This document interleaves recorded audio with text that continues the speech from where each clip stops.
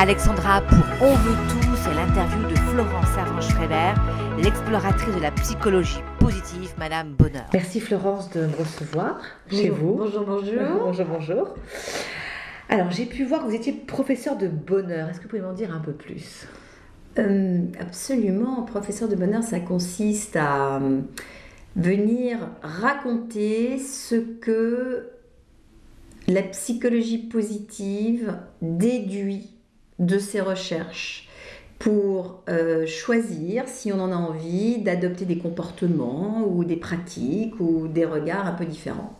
Donc pourquoi professeur de bonheur ? Parce que la psychologie positive s'appelle la science du bonheur et que vraiment ce que je fais, c'est que je n'invente rien, je prends ce que les études démontrent, j'essaye, j'y goûte, ça me traverse et ensuite je trouve une façon de le raconter ou de le présenter en partant du principe que plus nous savons de choses, plus nous avons de choix. Et donc c'est ça, d'être professeur de bonheur, c'est d'apporter plus de choix par l'intermédiaire de la connaissance. Du coup, ça me fait penser à une chose. Moi, j'ai 3 enfants, dont un petit garçon qui a 5 ans. Et quand je l'observe, je me dis que lui, il sait. C'est un bon professeur au bonheur. Est-ce que les enfants ne sont pas nos premiers professeurs de bonheur en tant que parents ? Alors, les enfants sont beaucoup moins compliqués que nous. Et c'est vrai que parfois les choses sont assez simples et qu'ils sont beaucoup plus dans le présent. Et si nous étions beaucoup plus dans le présent, notre vie serait beaucoup moins difficile. Et pour nous, c'est assez difficile à faire. Donc évidemment, les enfants ont beaucoup plus accès à ça que nous. Alors justement, on va parler des enfants. Que diriez-vous à la Florence de 6 ans et inversement, si vous l'aviez en face de vous ? Alors, je suis très connectée à la Florence, non pas de 6 ans, mais de 8. Je crois que je place à 8 ans l'espèce de petit personnage qui m'habite comme ça et qui, en fait, c'est elle qui me fait faire plein de trucs. C'est plutôt elle qui me fait faire des trucs que moi qui en fait pour elle. Je lui dirais que ça va bien se passer.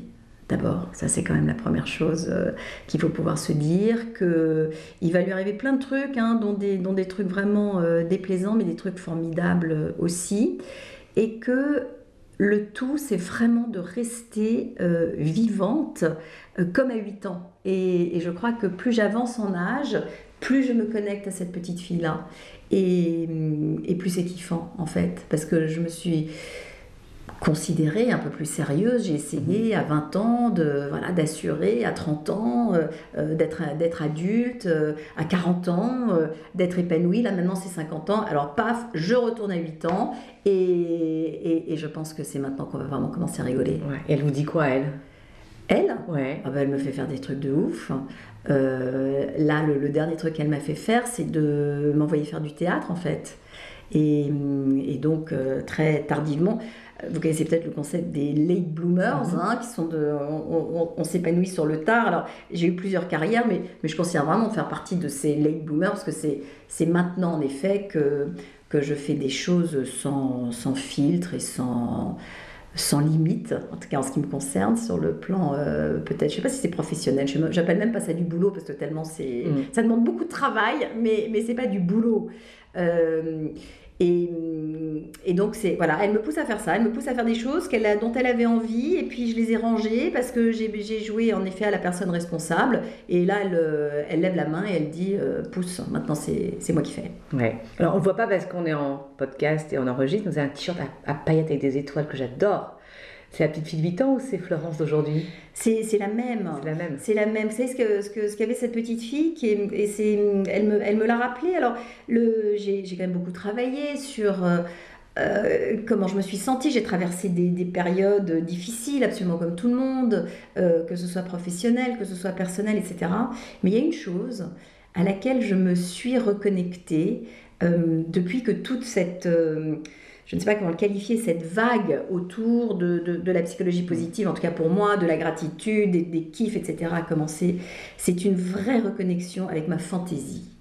Et justement, quand j'ai arrêté de me déguiser en costume, notamment pour aller travailler, etc., quand je me suis reconnectée aux étoiles en paillettes sur les t-shirts, c'est tout bête, mais c'est une autorisation qui rend les choses beaucoup plus vivantes pour moi. Ouais. Et alors, pour le coup, quand vous dites, on voit, alors je ne vais pas stéréotyper, beaucoup d'entreprises, effectivement, on s'interdit quand on est en entreprise de mettre des choses clinquantes, brillantes ou ou de couleur, alors que ça fait juste du bien au moral, en fait, souvent. Moi, c'est ce que je dis aux gens, mettez de la couleur.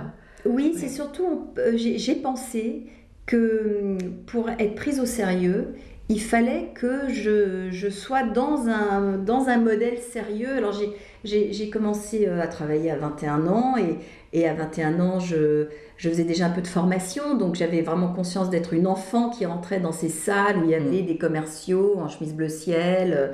Et donc longtemps, je me suis déguisée pour aller faire ça. Alors ça m'amusait aussi, hein. Il faut savoir que de rentrer dans le personnage de quelqu'un qui va faire de la formation à des commerciaux, etc., ça fait aussi partie du jeu pour moi et j'ai besoin de jouer. Mais bon, c'est vrai que c'est plus simple de s'habiller comme on a envie de s'habiller tout de même. Alors moi, comme on s'était dit en introduction, j'ai le concept à cœur du job de rêve. Alex for Job, c'est ça, c'est le job de rêve. Et pour ça, job de rêve, c'est une équation à 3 inconnus qui est d'abord notre expertise, qu'est-ce qu'on sait faire, plus notre talent. Et déjà, quand j'arrive au talent, beaucoup de gens ont du mal à identifier ce que c'est que le talent. Donc, c'est la chose innée qu'on a toujours su faire, que parfois on a oublié. Et le troisième, ça, je sais que ça va vous plaire, c'est le super pouvoir. Alors vous, Florence, c'est quoi votre super pouvoir? Comme tout le monde, j'en ai plusieurs. Mais si vous voulez qu'on parle du job de rêve, je pense que vous êtes au bon endroit parce que là vraiment, je considère avoir fabriqué une toute petite planète, hein, c'est ma toute petite planète professionnelle, mais qui a exactement les ingrédients qui me conviennent.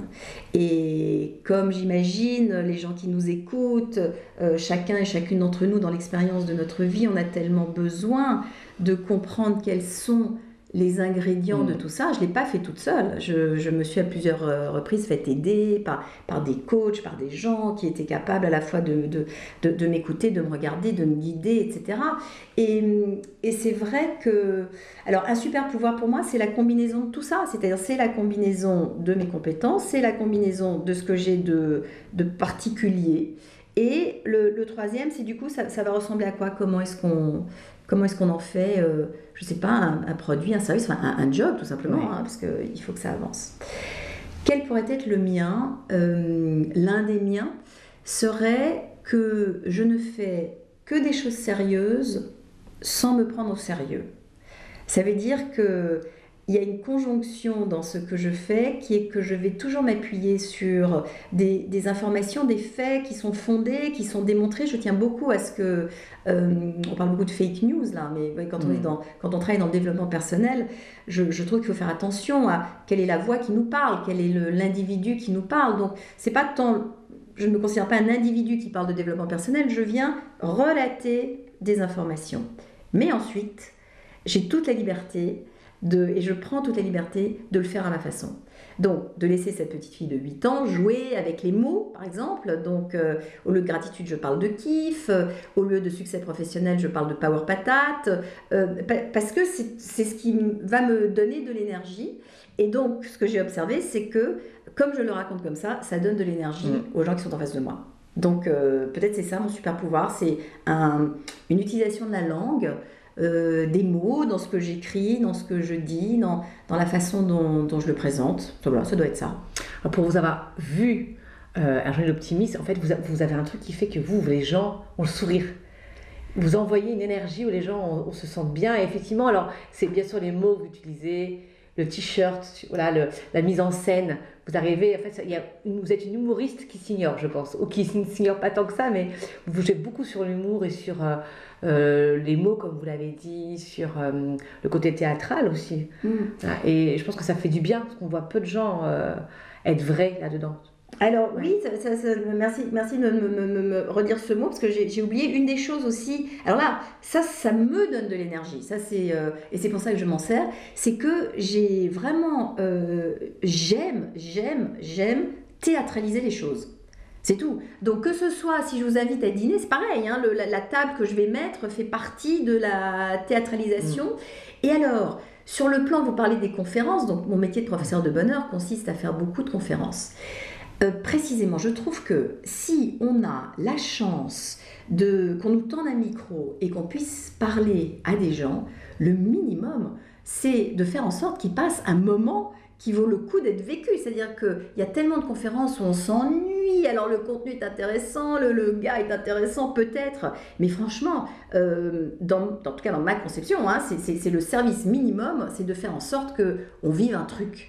Alors voilà, je joue avec ça. Dans On veut tout, ça va parler à beaucoup de personnes, parce qu'on parle beaucoup de ça, nous on fait beaucoup de toutes des conférences, des séminaires, et il y a des fois, qu'est-ce qu'on s'ennuie. Comme vous dites, le contenu est bon, mais il n'atteint pas notre cerveau. Voilà, il y a un partie de notre cerveau qui bloque parce qu'effectivement, on ne ressent pas, on n'est pas dans l'émotion. Oui, parce qu'on s'emmerde. Et voilà, donc le service minimum, je trouve, quand on a la chance de pouvoir parler à d'autres, c'est de faire tout ce qui est en notre pouvoir pour que les gens passent un moment au minimum sympa. Et puis quand on se marre, on se souvient beaucoup mieux des choses. C'est ce que j'allais vous dire, en fait.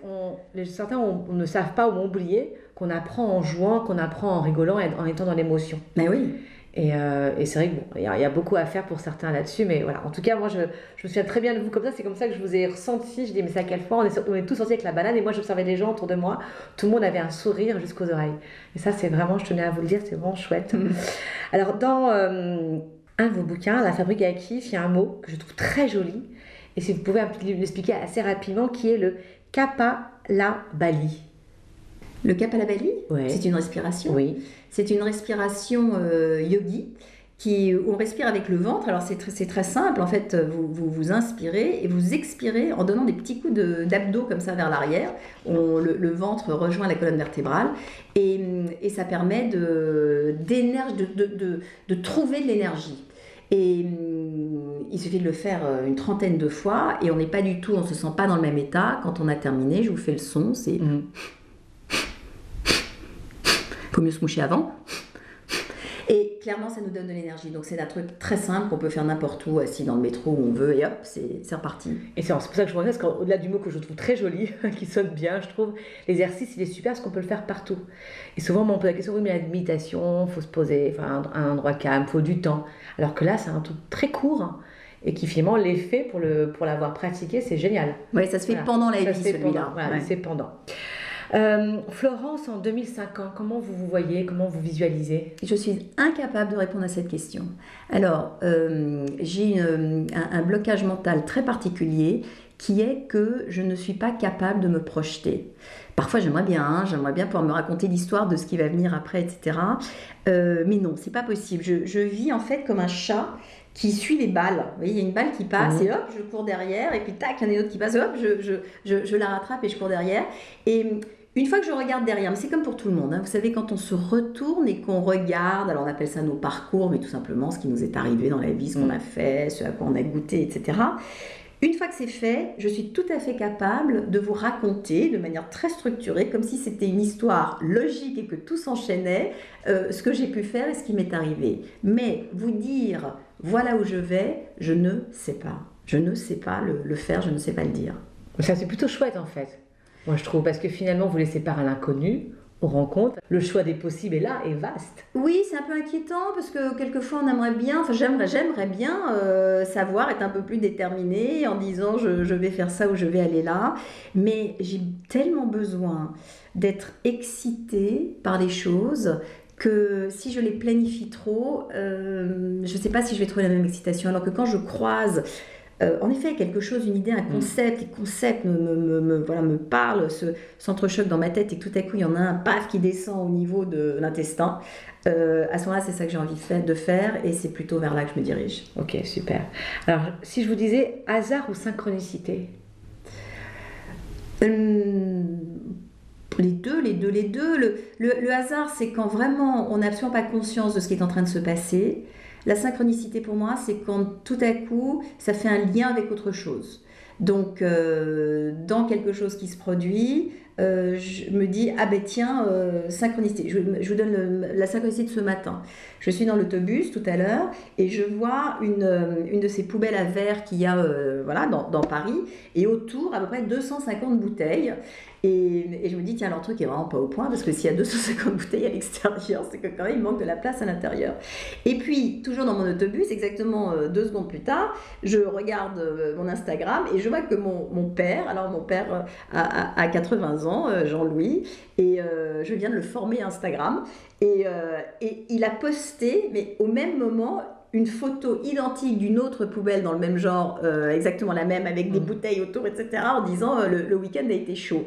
Ça, c'est une synchronicité parce que j'étais déjà préparée à quelque chose. Le hasard, c'est quand le métro arrive exactement en même temps que moi sur le quai et que je me dis quand même, ça c'est génial. C'est chouette. Ouais. Fatalité ou opportunité?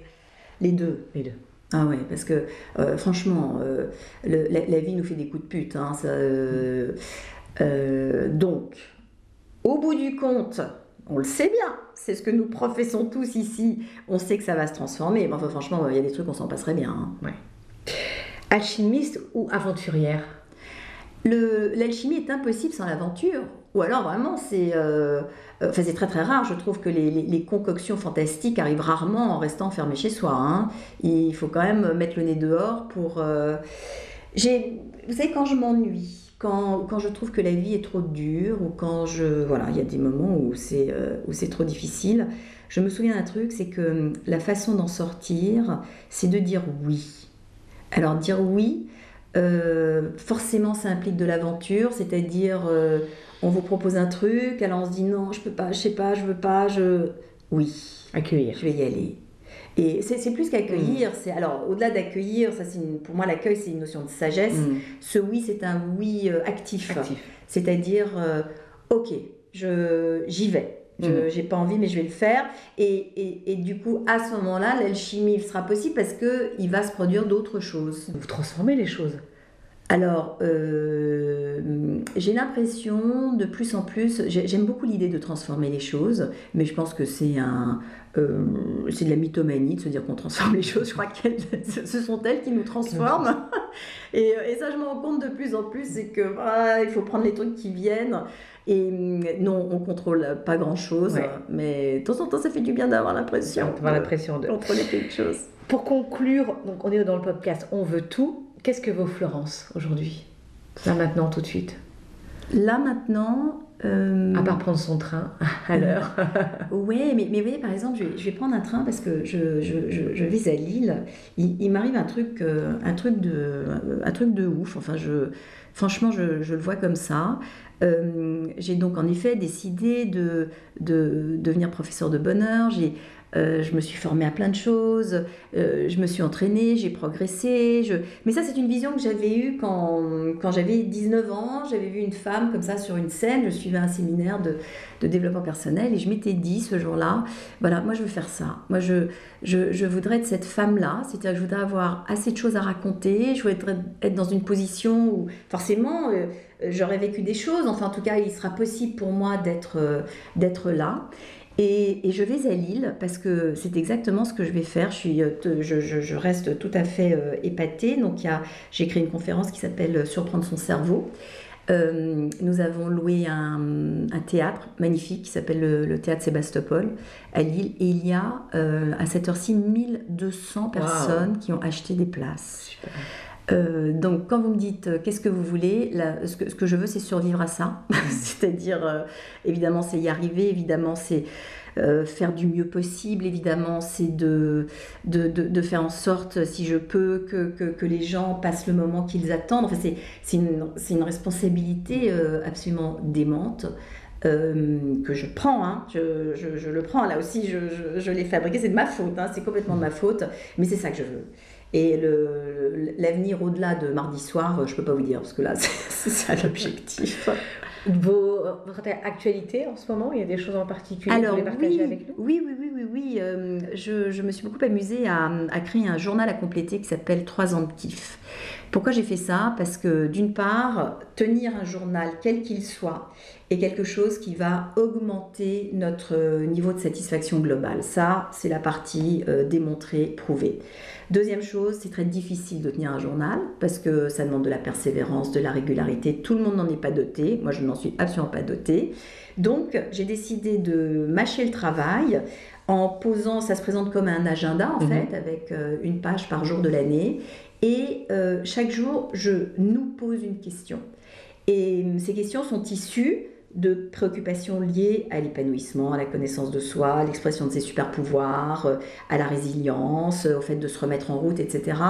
Et ça nous permet, finalement, non seulement de nous poser la question, donc déjà d'avoir une réponse, et ça ouvre une petite réflexion intérieure, mais comme il est conçu pour durer 3 ans, vous verrez en l'ouvrant, une petite technique qui fait que ça peut durer 3 ans, ça permet aussi, et c'est très précieux, de créer comme une petite corde à nœuds de ce qui s'est passé dans nos vies pour l'année prochaine retrouver ce qu'on se disait ce jour-là exactement sur le même sujet.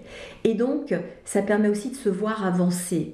Et nous allons tellement vite, nous sommes tellement, justement, en vivant comme des chats, je ne suis pas la seule à vivre comme ça, à suivre des balles, que ça permet de se poser, de retrouver ce qu'on s'est dit et de du coup se rendre compte que soit les choses n'ont pas changé et voilà, c'est comme ça. Soit les choses ont avancé et on en est content, ou ça permet de se voir vivre.